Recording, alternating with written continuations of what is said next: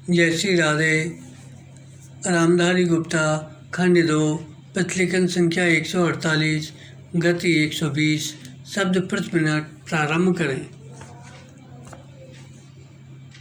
महोदय, हम अवश्य ही आत्मनिर्भर होना चाहेंगे, लेकिन जब इतने बड़े पैमाने पर सूखा पड़ा और जिससे इतने ज़्यादा लोगों को कष्ट झेलना पड़ रहा हो, तो अगर हम आयात द्वारा उनकी सहायता कर सकते हों तो इसे गलत काम नहीं समझना चाहिए।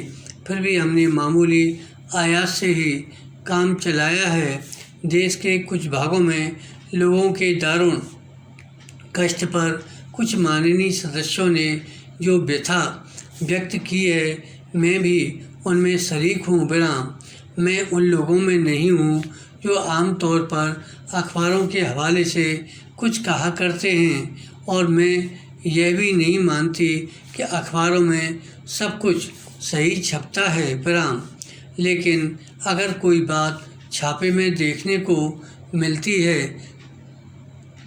तो माननीय सदस्य बहुत प्रभावित होते हैं। विराम। मुझे जिस अखबार का जिक्र यहाँ करना है वह मुझे अभी कुछ देर पहले ही देखने को मिला है। विराम।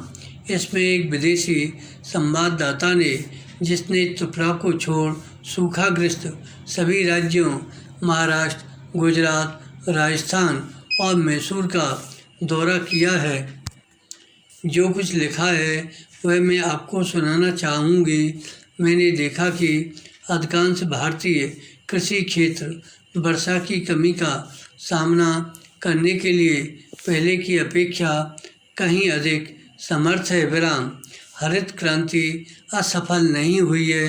प्रधानमंत्री इंदिरा गांधी ने जब पिछले साल गर्व के साथ कहा था कि भारत अनाज के मामले में आत्मनिर्भर हो गया है, तो वह लगभग सही बात कह रही थी।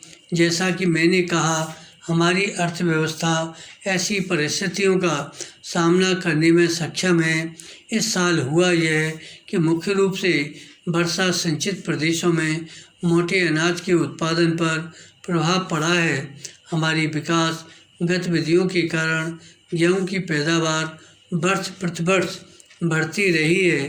जिन इलाकों में अक्सर सूखा पड़ता है, उनके लिए अलग से उपाय करने की ज़रूरत है। जैसा कि सदन को मालूम है, एक विशेष दल इन दिनों ऐसे क्षेत्रों के विकास के लिए कार्यप्रणाली को अंतिम रूप दे रहा है जो समग्र विकास के अंग के रूप में कार्यान्वित होंगी। विराम। पैरा।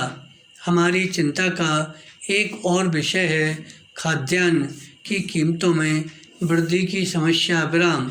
कृषि उत्पादन में हुई कमी की स्थिति का अनुचित फायदा उठाया गया है और प्रत्येक प्रयास को विफलता का सूचक बताते हुए शुरू से ही अभाव की मानसिकता को बढ़ावा दिया गया है, जिसके कारण विभिन्न स्तरों पर जमाखोरी तथा सट्टेबाजी की प्रवृत्ति पनपी है। सदन को मालूम है कि हम अगले सीजन से गेहूं के थोक व्यापार को अपने हाथ में लेने की योजना बना रहे हैं। इसका उद्देश्य खाद्य अर्थव्यवस्था के अंतर्गत कुछ उन तत्वों को निर्मूल करना है जो जमाखोरी और सट्टेबाजी को बढ़ावा देते हैं।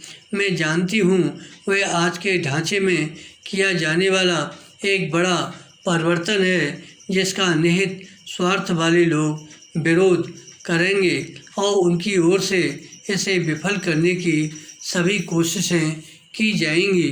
धन्यवाद।